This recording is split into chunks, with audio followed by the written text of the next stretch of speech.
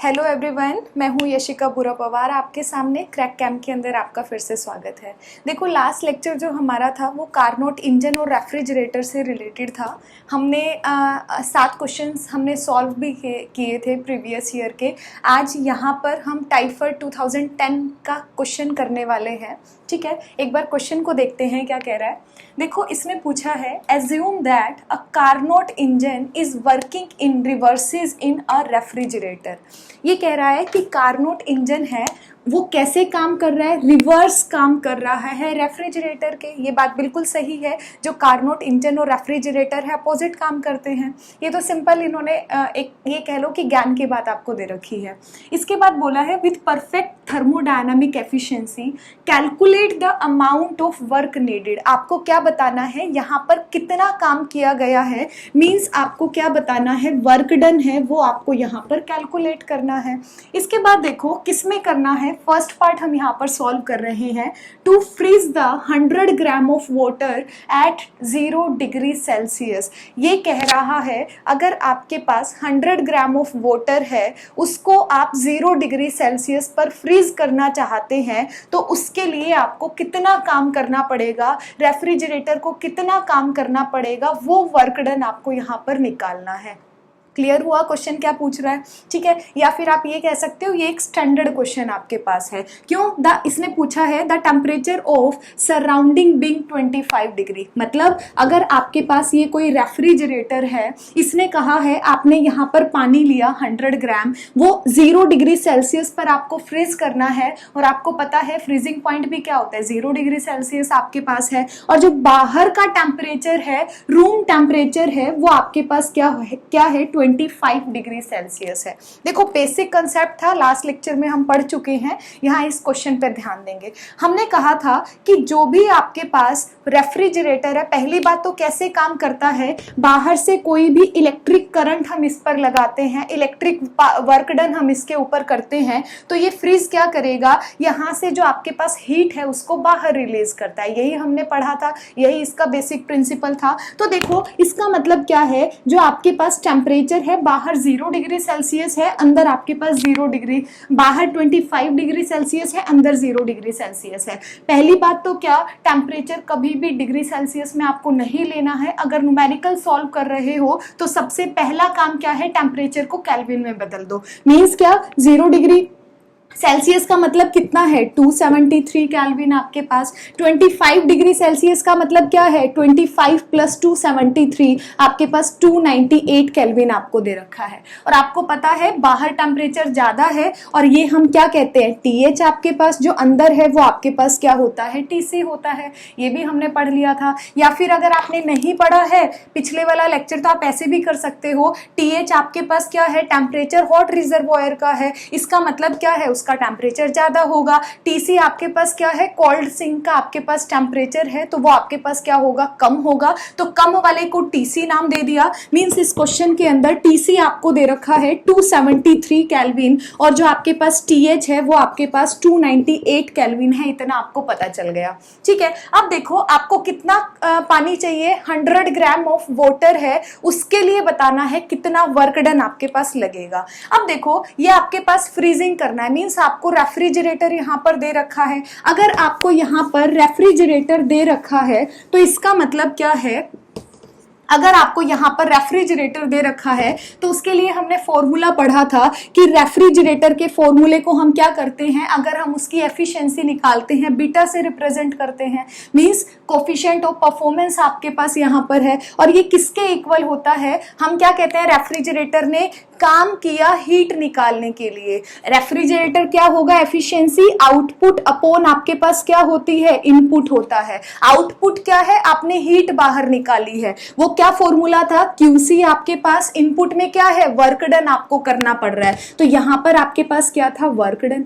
यही पढ़ा था हमने। और वर्क डन आपके पास जब हमने ओवरऑल फॉर्मूला निकाला था तो बीटा आपके पास क्या आता है, QC upon QH minus QC आपके पास, जिसको हम किसके इक्वल लिखते थे, TH upon TH minus TC के इक्वल लिखते थे। जिसको नहीं आता है वो पिछली वीडियो प्लीज देखना, वहां पर आपको पता चल जाएगा फॉर्मूला आपके पास क्या आया है। अब बेसिक बात पर आते हैं, ये आपके पास क्या है, QC है, और QH माइनस QC ही क्या है, वर्क डन है। तो मैंने इसको क्या लिख लिया, वर्क डन आपके पास लिख लिया। मींस क्या है, इस फॉर्मूले के अंदर ये जो क्वेश्चन है यहां पर आपको इसकी वैल्यू निकालनी है, वर्क डन की वैल्यू निकालनी है। क्लियर हुआ?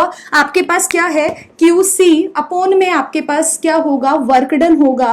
और क्वेश्चन के अंदर आपके पास दो चीजें गिवन है, एक आपके पास TH गिवन है, एक आपके पास TC गिवन है। दोनों की वैल्यू पुट करते हैं। ऊपर आपके पास क्या है, QC था, तो यहां पर भी क्या आएगा, TC आपके पास आएगा। ठीक है, तो आपके पास क्या है, TC upon TH minus TC है। TC देखो कितना है, 273 केल्विन।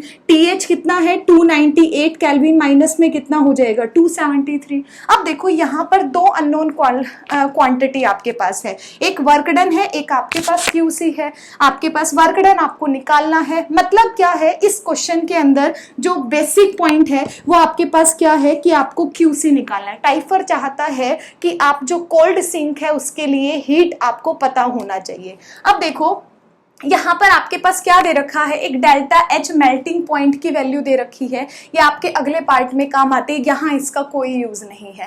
वो ये चाहता था कि आपको ये पता हो कि हम हीट कैसे निकाल सकते हैं, हीट का फॉर्मूला है बेसिकली, वो आपको पता होना चाहिए कि क्या फॉर्मूला आपके पास होता है। तो देखो ध्यान से देखना, जो आपके पास Q का फॉर्मूला होता है किसके इक्वल होता है, ML के इक्वल होता है। जो आपके पास हीट है वो ML के इक्वल है। M आपके पास होता है मास, जो भी चीज आप ले रहे हो। L क्या है, उस पर्टिकुलर की लेटेंट हीट आपके पास यहां पर होती है। क्यों?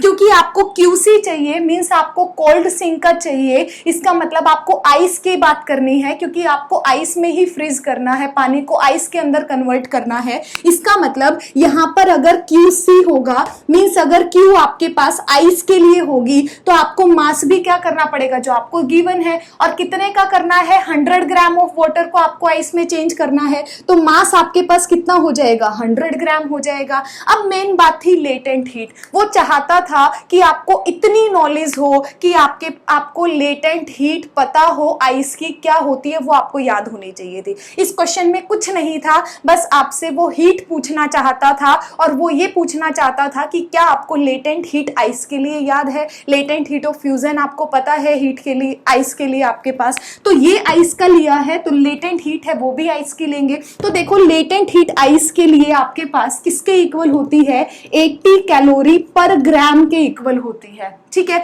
या फिर आप ये कह सकते हो 80 किलो कैलोरी पर किलोग्राम के इक्वल आपके पास है। ठीक है, मैंने क्या कहा, 80 कैलोरी, क्योंकि आपके पास ग्राम के अंदर पूछा है तो हम क्या लेंगे, 80 कैलोरी पर ग्राम की वैल्यू लेंगे। अब देखो आपके पास जो आंसर है वो जूल के अंदर है, जूल या किलो जूल में आपके पास है। तो आप क्या करोगे, ये जो कैलोरी की वैल्यू है आप यूनिट कन्वर्जन करोगे, कैलोरी को किस में चेंज करोगे, जूल में चेंज करोगे। और आपको पता है, नहीं पता तो याद रखना, एक कैलोरी हमेशा 4.2 जूल के इक्वल आपके पास होती है। एक बार क्वेश्चन को रिमूव कर रही हूं यहां से।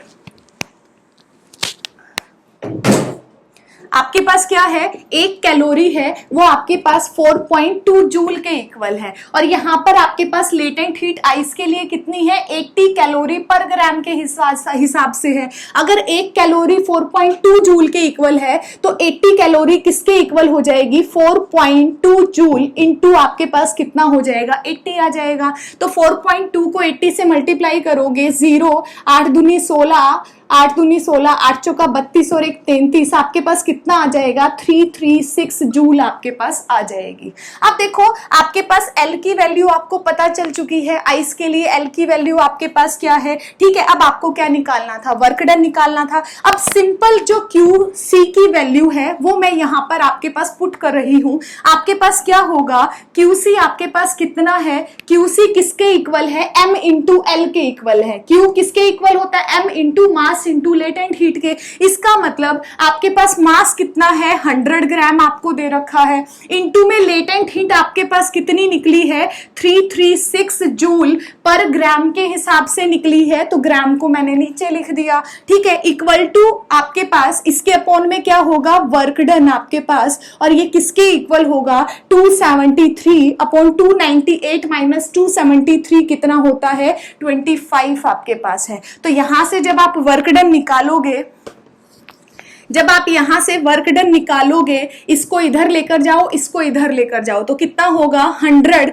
ग्राम से ग्राम कैंसिल हो गया, 336 अपॉन में 273 मल्टीप्लाई 25 इक्वल टू आपके पास क्या होगा, वर्क डन होगा। तो सिर्फ आपको इसको सॉल्व करना है और सॉल्व करके इसका आंसर आपको निकालना है। जब आप आंसर निकालोगे, जूल को किलो जूल में बदलोगे, तो आपके पास आंसर कितना आएगा, 3.07 के अप्रोक्स आएगा आपके पास किलो जूल, और वो किससे मिलता जुलता है, आपके पास सी ऑप्शन से मिलता जुलता है, तो सी आपके पास इसका करेक्ट आंसर होगा। कुछ नहीं करना था, हमें रेफ्रिजरेटर की एफिशिएंसी थी वो वाला फॉर्मूला अप्लाई करना था, ठीक है। उस फॉर्मूले के अंदर जो वैल्यू आपको पता थी वो वैल्यू हमने पुट करी। उसके बाद यहाँ पर आपको क्यूसी निकालना था। क्यूसी किसके इक्वल होता है, हीट किसके इक्वल होती है, मास इंटू लेटेंट हीट के इक्वल है। यहाँ पर हमें आइस चाहिए थी तो हम क्यूसी लेंगे, क्यू आइस हम लेंगे आपके पास, और एम आपके पास जो दिया है वो लेंगे।